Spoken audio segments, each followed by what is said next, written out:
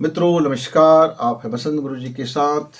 आइए, हमारी सफलता में सबसे बड़ी बाधा कौन है, हम इस पर थोड़ी चर्चा करते हैं। चाहे वो जीवन की सफलता हो, चाहे वो कारोबार की सफलता हो, चाहे हम प्रतियोगी परीक्षाओं में बैठना चाहें, चाहे हम कोई नया काम करना चाहें, जीवन के हर क्षेत्र में ये एक ऐसा बाधा है मित्र, जिसको आप पार पा लिए या समझ गए तो समझिए आपके द्वारा किया गया हर कार्य सफल होगा। वह क्या है? कन्फ्यूजन। हमारी जिंदगी में यह कन्फ्यूजन का बड़ा अहम रोल है। हम क्या देखते हैं कि बात बात पर हम कन्फ्यूज्ड हो जाते हैं। ये जो पेंडुलम की स्थिति होता है, हाँ या ना, सही या गलत, यही या सही, यही या वही, इधर या उधर, हम हमेशा झूलते रहते हैं ए और बी के बीच में। कभी पैर को ए नाव में डालते हैं तो कभी पैर को बी में, तो कभी ए और बी दोनों में। इस तरह से हमारी नाव हिचकोले खाती रहती है। हाँ ना, ये ठीक है, नहीं ये ठीक है, ऐसा करें, नहीं ये ऐसा करें। तो ये इसको आप यह कह सकते हैं, विश्वास और अंधविश्वास, ये दो के बीच में आप हमेशा कन्फ्यूज रह जाते हो। क्योंकि आपका गॉड फीलिंग ये कहता है कि ये कर लो, पर आपका तार्किक बुद्धि कहता है नहीं, इससे काम नहीं बनेगा। फिर आप कन्फ्यूज हो जाते हो। तो मित्रों, हृदय का काम, दिल का काम है भावना का क्षेत्र, और मस्तिष्क का काम है लॉजिक क्षेत्र। यानी वह तर्कों के साथ चलता है, वो एक मशीन है, वह एक रूल्स में चलता है, वह एक फार्मूला को जानता है। हमारा बुद्धि हमारे फार्मूला से समझ में आता है, चाहे वह प्रकृति का फार्मूला हो, चाहे आपका रसायन का हो, चाहे आपके भौतिक का हो, चाहे आपकी मैथ्स का हो, चाहे आपकी बायोलॉजी का हो, चाहे आपकी चुंबकीय पावर हो। यानी जो भी इस संसार में फार्मूला है, उस फार्मूला को हम लॉजिक बोलते हैं। और उस लॉजिक के तर्कों के सहारे हमारा बुद्धिमत्ता हमें समझाता है कि ये सही है या ये सही नहीं है।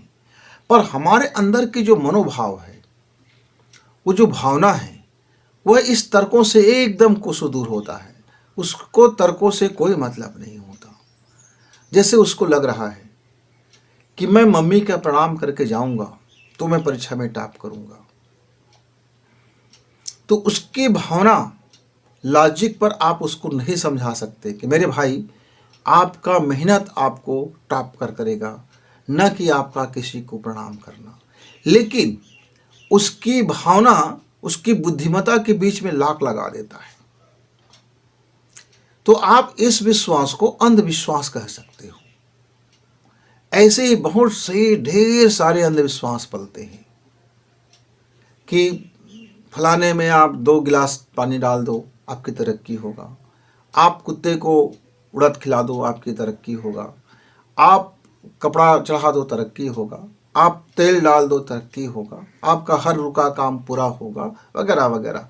ढेर सारे हमारे यहाँ टोटके और ये चलते रहते हैं। और ये अंधविश्वास कई बार चमत्कारिक परिणाम देता है। परिणाम वह नहीं देता जिसको आप भरोसा करके चल रहे हो कि मैंने उड़द दाल खिला दिया कुत्ते को तो मेरा काम बन गया। उड़द दाल और कुत्ते का कोई संबंध नहीं आपके लॉजिक बनने से।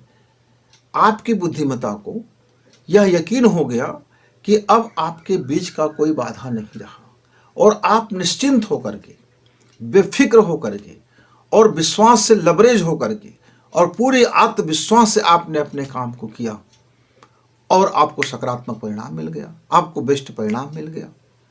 तो यहाँ आपका विश्वास ने काम किया। उस पीछे के जरूर उस पर्दे में अंधविश्वास था, पर इस विश्वास और अंधविश्वास को जरा हमेशा फर्क में समझना। जब आपके भीतर से विश्वास आए, भावना न कहे, भावना जब माने, तब आप उस टोटके को कर लो। लेकिन फलाने व्यक्ति ने कहा है ये उपाय कर लो, लेकिन आपका भीतर से विश्वास का भावना अभी नहीं जागा है, और आप उसको कर रहे हैं सिर्फ खाना पूर्ति के लिए, तो फिर आपका यह किया धरा सारा अंधविश्वास हो जाएगा। तो मित्रों, जीवन में पढ़ाई हो, कारोबार हो, शादी हो, अन्य कोई काम हो, बिजनेस हो, उद्यम हो, उद्योग हो, बड़ी नौकरी में जाना है, गृह प्रवेश करना है, जीवन में प्रवेश करना है, तमाम चीज़ों में आप इन तमाम चीज़ों में आप कन्फ्यूजन से बाहर निकलेंगे। तमाम चीज़ों में आप कन्फ्यूजन से बाहर निकलेंगे तो आपकी प्रगति का द्वार खुलेगा। विश्वास और अंधविश्वास में एक बारीक सा फर्क है कि विश्वास आपके भावना और आपके अंदर से जन्म लेता है। किसी ने कहा ऐसा करने से ऐसा होता है, वह आपके बाहरी आवरण से आता है। वो आपको भय कारण से आप उसको मानते हैं, नहीं मानते हैं तो भी मानते हैं। घर वालों ने कहा तो माना, किसी ने कहा तो माना, गुरुजी ने कहा तो मान लिया, भाई ने कहा तो मान लिया, उसने कहा तो मान लिया, जबकि आपको पता है कि इसमें कोई राय रत्ती सच्चाई नहीं है, फिर भी आप उसको मान लेते हो। ये अंधविश्वास हुआ। किसी ने कहा बलि दे दो बकरे का, आपके घर में शानदार चीज होगा। भाई तर्क है, आप किसी जीव की हत्या कर रहे हैं, हिंसा कर रहे हैं, उससे प्रेम कैसे प्रकट होगा? कोई आपसे कहेगा कि रोज 2 रुपए चोरी कर लो तो आपके घर में धन बढ़ेगा, तो चोरी का गुण बढ़ेगा, धन बढ़ेगा कि नहीं बढ़ेगा कोई गारंटी नहीं है। फिर वह धन कब खाली हो जाएगा और कब आप बड़े चोर बन जाओगे और कब बड़े चोर के कारण आपका नुकसान हो जाएगा, इसका तो संभावना है। लेकिन ये आप टोटके करते करते चोर जरूर बन जाओगे।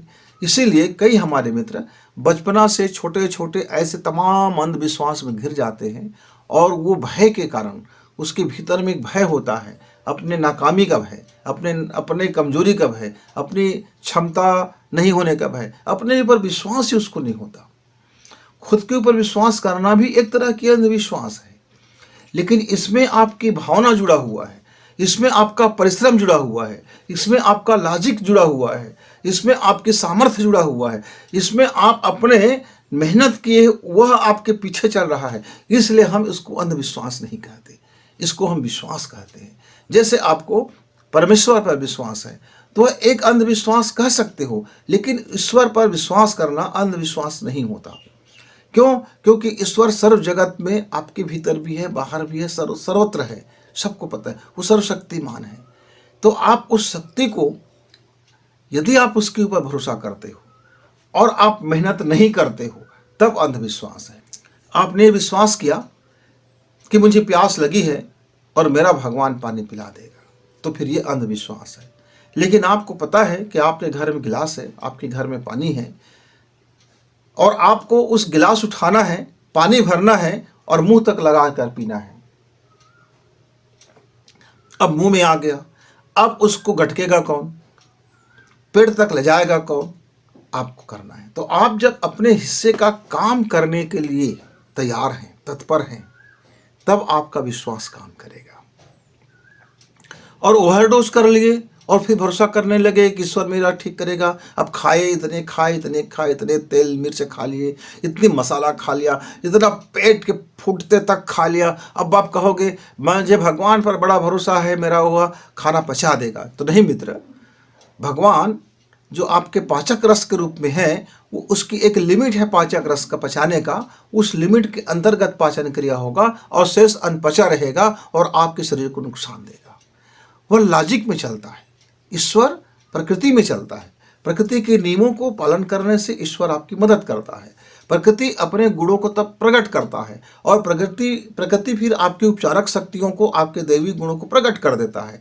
लेकिन उसके फार्मूला में आपको चलना पड़ेगा, उसके नीति नियम में आपको चलना पड़ेगा, अनुशासन में बंधे रहना पड़ेगा, तब वो दैवी शक्तियाँ आपके प्रकट होते हैं। और यदि भी आप नियमों को पालन करते हैं, अनुशासन में जीवन जीते हैं, सेहतमंद रहते हैं, स्वस्थ मानसिकता से सोचते हैं, आपका लाइफ स्टाइल में स्वस्थ मानसिकता है, तो फिर आपका विश्वास ये करना कि मेरे अंदर दैवी शक्तियाँ हैं और वो मुझको हर स्थिति में मेरी संबल है, मेरी मदद करता है और मैं ये कामयाब बनूंगा ही, यह विश्वास आपका विश्वास है, तब वह अंधविश्वास नहीं है। तो मित्रों, विश्वास और अंधविश्वास की कन्फ्यूजन से बाहर निकलते ही आपको सफलता मिलती है।